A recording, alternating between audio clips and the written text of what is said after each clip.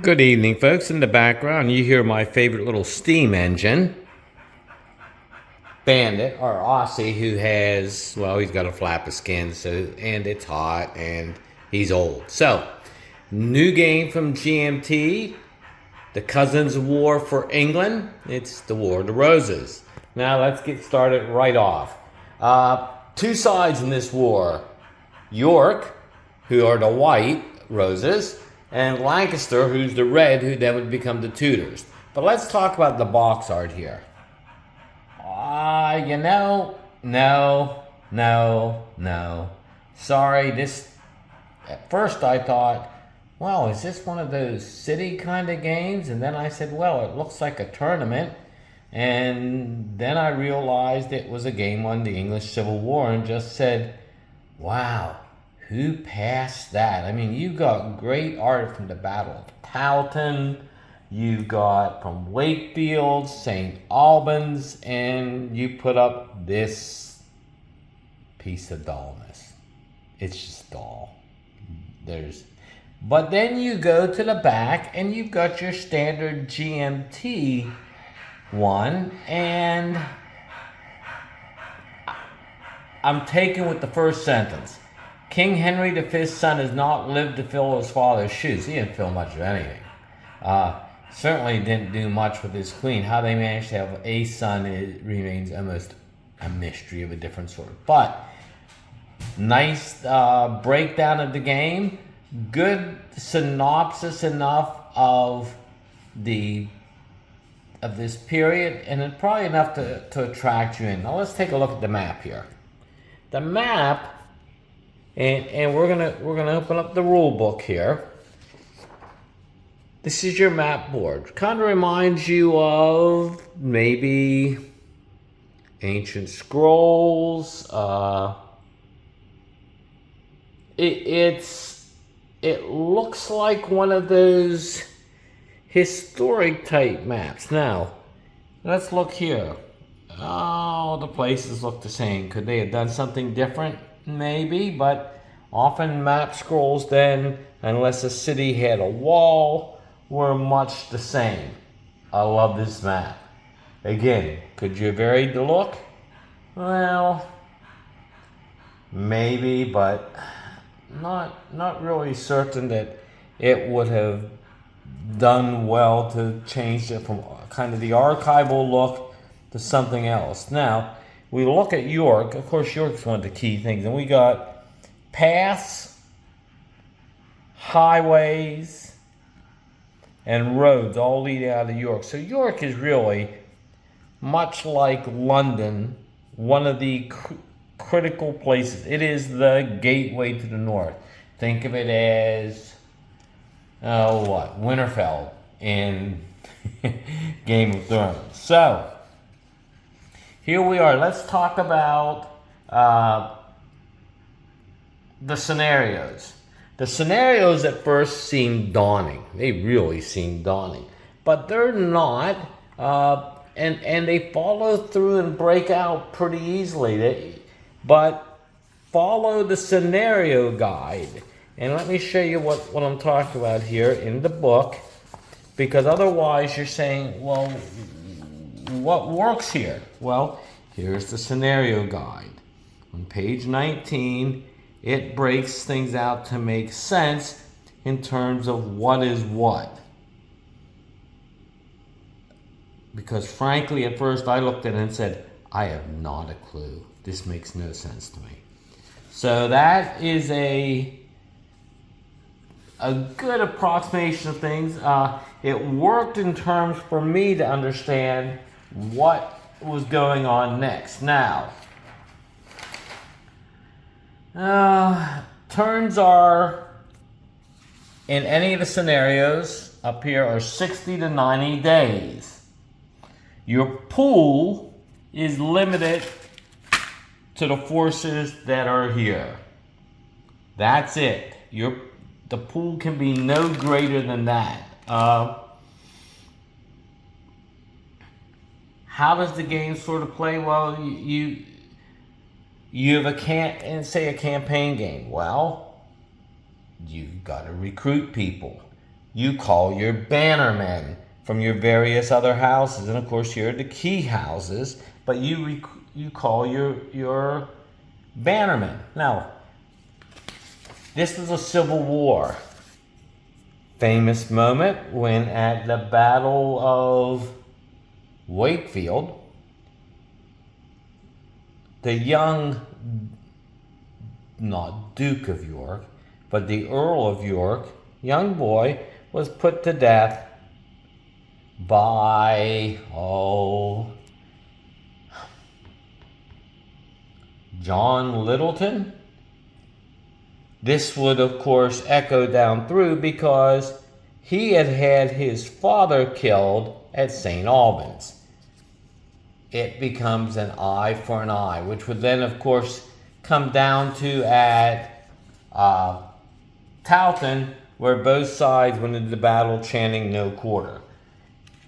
Of course, we have the game board, comprised of, as you can see, then you have the Lord mat. Lord goes here. Assets such as ships, food, retinue, vassals, and troops. So this all goes on. And of course here we see Somerset's card. We next have the battle mat. Okay, pretty simple, but durable. I mean, look, doesn't flex. And of course at this time, most were left to right. The left flank was the position of honor, but you have here the way armies would fight. Then you have your troop stickers. Well, they're actually the Lord stickers, which go on to here.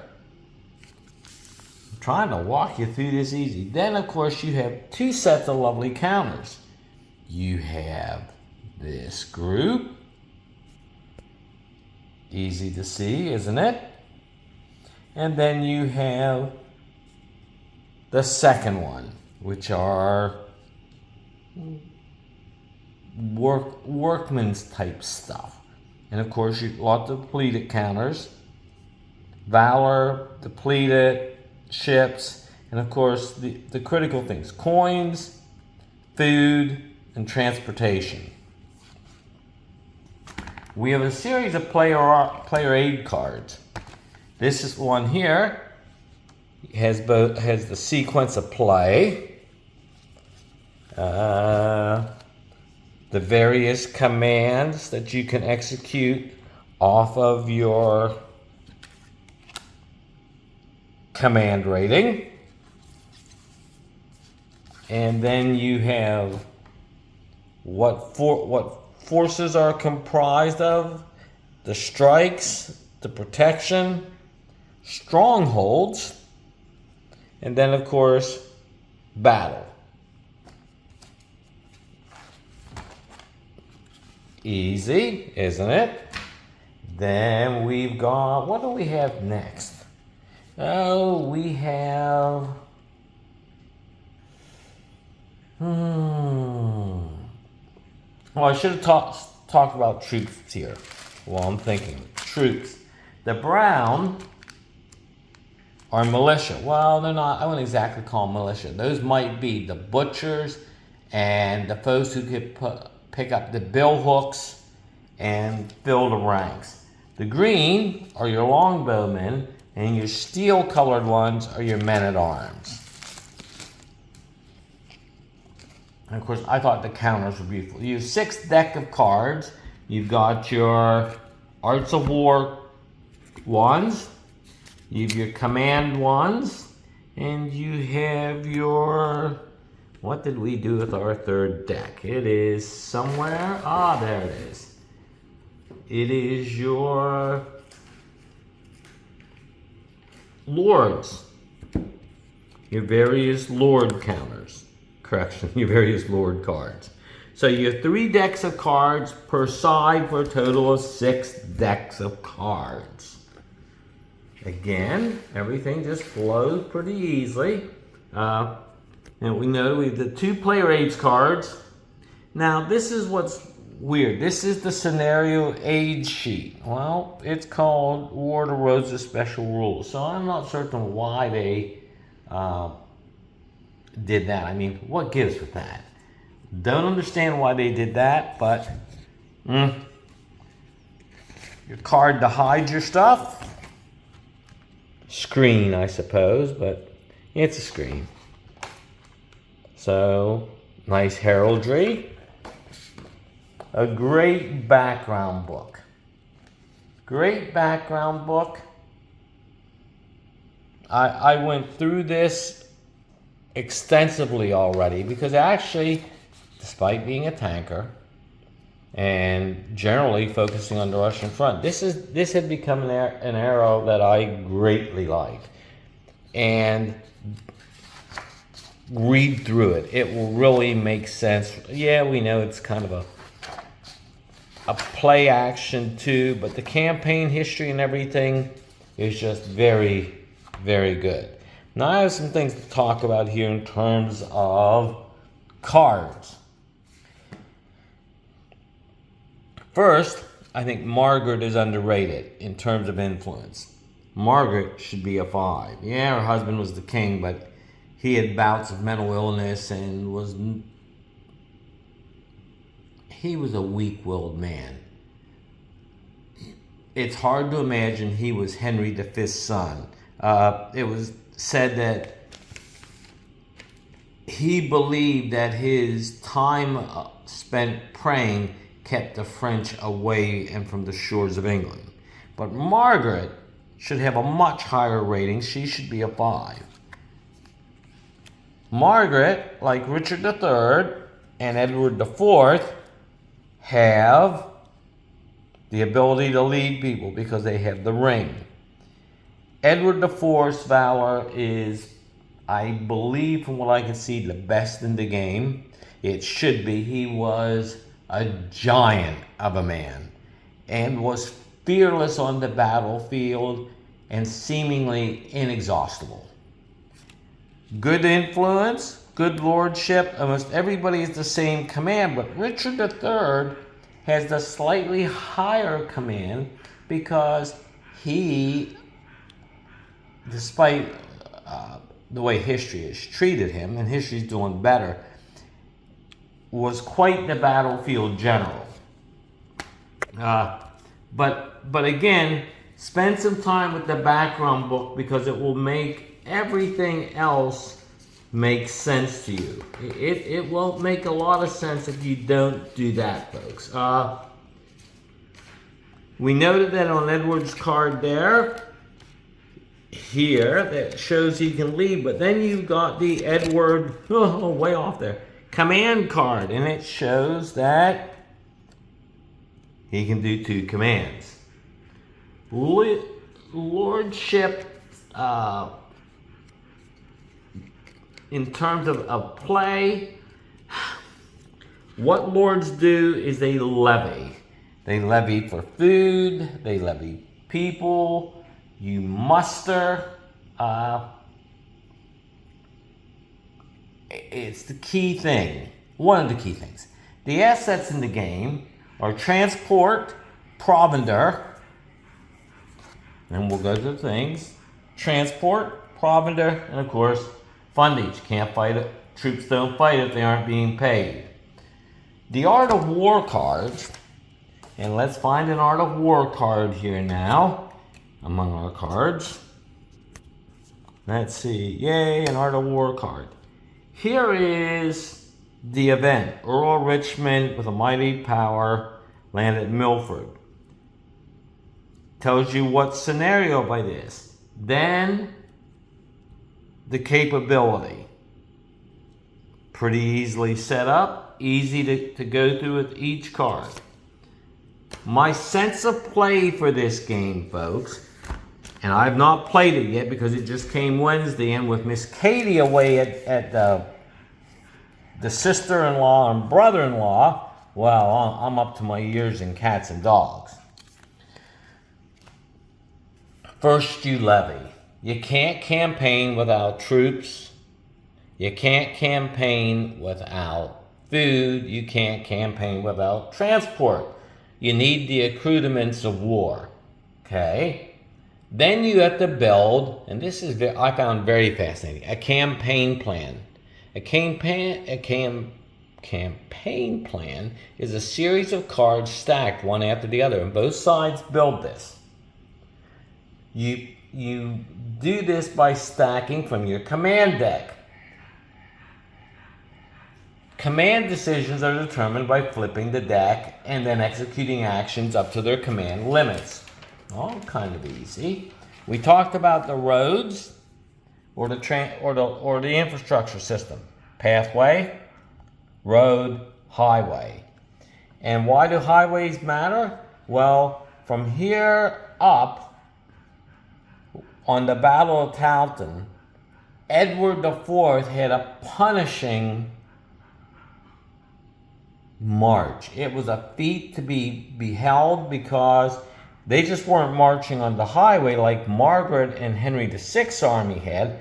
They were actually marching in line of battle formation so as to not get jumped and have the army spread out. So they marched at a furious pace in battle formation the whole way up. Battle happens when lords intercept each other.